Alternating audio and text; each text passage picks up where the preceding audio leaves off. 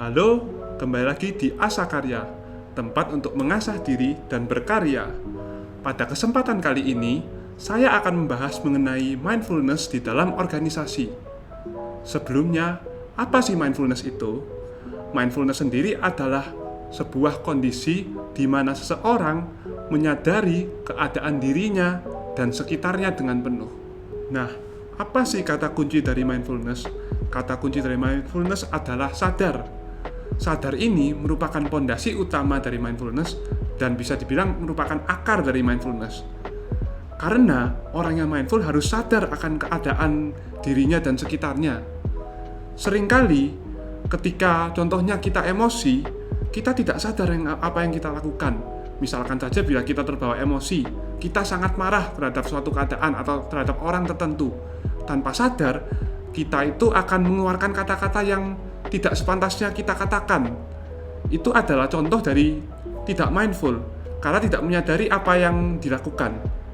Mindfulness bukan mengajari untuk selalu tenang setiap saat, untuk tidak bisa marah, tidak bisa merasakan emosi.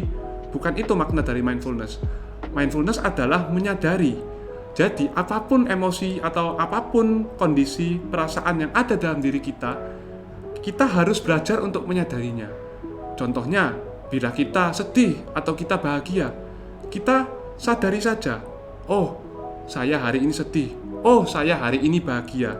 Tidak perlu dicampur adukkan dengan apapun, tidak perlu dihakimi.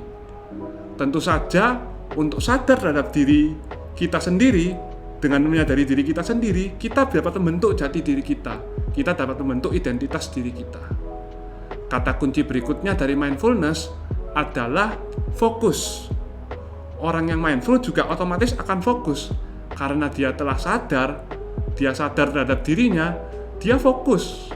Fokus dalam mengejar apapun yang diinginkan dalam hidupnya. Tentu saja kata kunci fokus ini berfokus kepada tujuan hidup.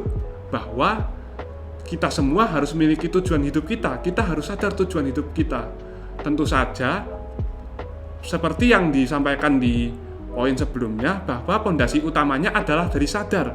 Kita sadar, lalu kita mengenal dulu jati diri kita. Baru kita bisa menentukan tujuan hidup kita. Dan ketika kita menentukan tujuan hidup kita, ketika kita tahu, kita akan fokus. Walau ada kesulitan apapun atau ada halangan apapun, kita tetap tahu dan mengerti kondisi kita, apa yang kita inginkan.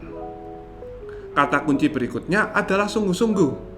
Karena kita fokus, karena kita mengerti, maka kita otomatis akan sungguh-sungguh dalam melakukan apapun. Sungguh-sungguh ini berorientasi kepada hasil. Kalau kita melakukan segala hal dengan sungguh-sungguh, maka hasil yang didapat tentu saja adalah hasil yang baik. Karena kita mengerjakannya dengan sungguh-sungguh. Lalu, kata kunci yang berikutnya lagi adalah tulus.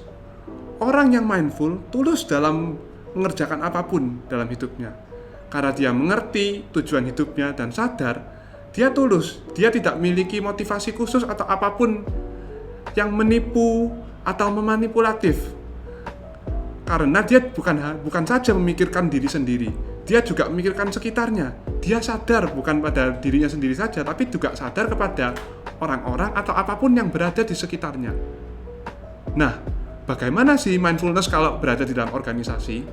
Poinnya adalah orang yang mindful di dalam organisasi akan melakukan tujuan organisasi, bukan saja kepentingan atau keinginan pribadinya saja.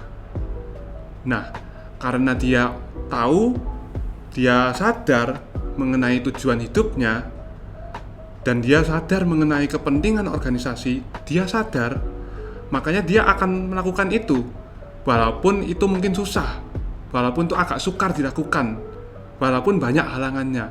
Seperti yang sudah disebutkan di kata kunci sebelumnya, dia ikhlas, dia tulus dalam melakukannya walaupun ada banyak masalah. Atau walaupun ada bertentangan dengan kepentingan pribadinya, dengan keinginan pribadinya. Nah, perbedaan mendasar antara seseorang yang mindful dan tidak mindful adalah pada kesadarannya. Orang yang mindful sadar terhadap dirinya dan sadar terhadap sekitarnya, dan dia juga berpikir, dia memikirkan dirinya dan memikirkan sekitarnya. Sedangkan orang yang tidak mindful, dia hanya mengikuti emosinya saja. Dia hanya mengikuti egonya saja, tidak memikirkan yang lain. Dia hanya memikirkan kepentingan saja.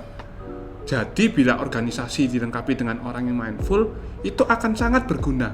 Karena orang akan ikhlas, tulus, fokus dalam menjalankan tugasnya dan sesuai dengan tujuan organisasi.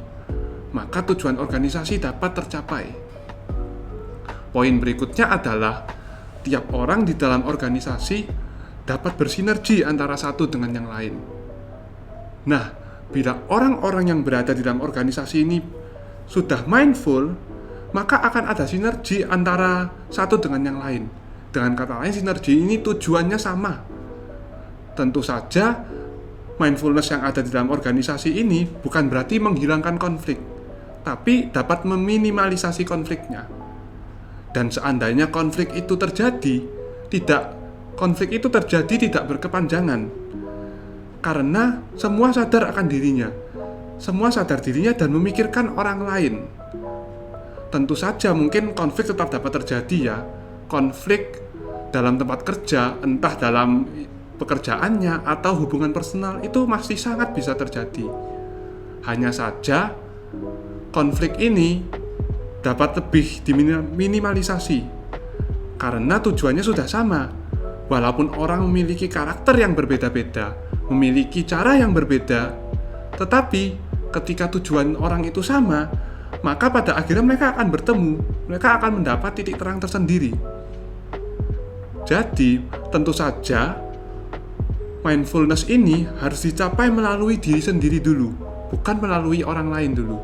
Bagaimana kita bisa memberikan dampak bagi orang lain ketika kita tidak mindful pada diri kita sendiri dulu? Tentu saja semua harus berawal dari diri sendiri. Poin berikutnya adalah mindfulness memiliki dampak dan jaminan kepada kinerja jangka panjang organisasi. Tentu saja kinerja jangka panjang organisasi akan terjamin karena orang-orangnya mindful, orang-orangnya saling menyadari dan memiliki tujuan di dalam organisasi tersebut. Orang itu sadar, oh, aku di dalam organisasi tujuanku untuk begini, maka tentu aku harus mencapai ini. Dan dalam jangka panjang, bukan dalam jangka pendek, organisasi ini akan bisa berkembang dengan lebih baik. Sebab tentu saja orang yang tidak mindful mungkin bisa saja sukses, bisa saja mencapai tujuan organisasi. Tetapi perbedaan utama yang mendasar adalah jangka waktunya. Orang yang tidak mindful hanya berdampak kepada jangka pendeknya saja. Lalu untuk jangka panjang dia akan entah hilang kemana atau berubah. Tapi orang yang mindful akan sadar dan akan berada pada jangka panjang, akan memberikan dampak kepada organisasi ke jangka panjangnya. Nah, tentu saja mindfulness mungkin mencapainya tidak mudah. Mencapai mindfulness bukan proses yang instan, membutuhkan proses yang lambat dan mungkin bisa tertatih-tatih. Tetapi mindfulness ini harus dicapai dalam kehidupan kita agar kita bisa lebih baik lagi, baik bagi diri kita sendiri maupun kepada orang lain dan pastinya kepada organisasi. Dan tentu saja mindfulness ini tidak ditentukan oleh umur. Bukan berarti bila orang semakin tua, dia terjamin lebih mindful. Tidak. Tapi mindfulness ini bergantung kepada kedewasaan dan diri kita sendiri, yaitu kepada kesadaran diri kita sendiri. Oke, sekian untuk video kali ini. Jangan lupa untuk like, subscribe, dan nyalakan lonceng notifikasinya ya. See you!